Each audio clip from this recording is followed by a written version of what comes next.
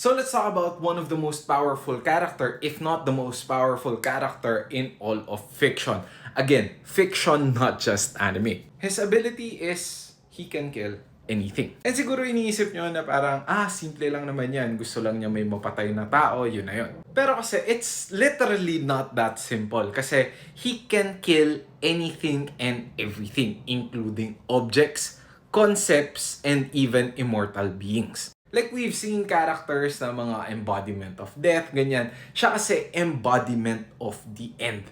Like the end of everything. Yes, he can kill higher dimensional beings because technically, what we see, itong character na to, parang representation lang siya nung kung ano ba siya talaga.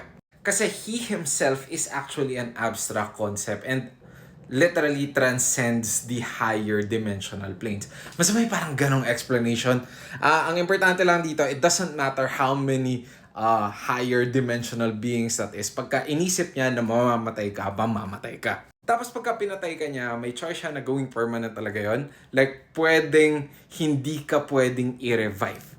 Or if meron ka mang ability na nagre-resurrect ka, nullified na rin yun.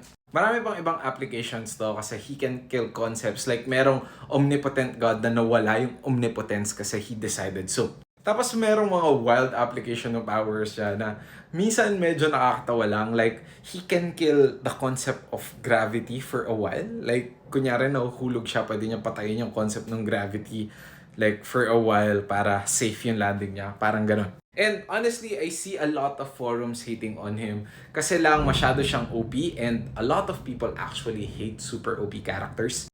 Kasi kung sino man yung mga mini-meat ride nilang characters, tapos sinabi na kaya niyang talunin, nagagalit lang sila. So marami talagang galit sa kanya. Pero honestly, kahit ako iniisip ko, sino bang pwedeng tumalo sa kanya? Like omnipotent beings, hindi kaya. Higher dimensional beings, hindi kaya. Meron siyang resistance to fate manipulation kasi kaya din niya mag-manipulate ng fate kasi parang sa priority ng fate dahil infinite yung fate score niya or something, parang siya yung laging priority. Kasi dahil nga siya yung the embodiment of the end, all roads lead to him. So yeah, sino yung tingin yung tatalo sa kanya? If meron kayo someone in mind, let me know. Nice.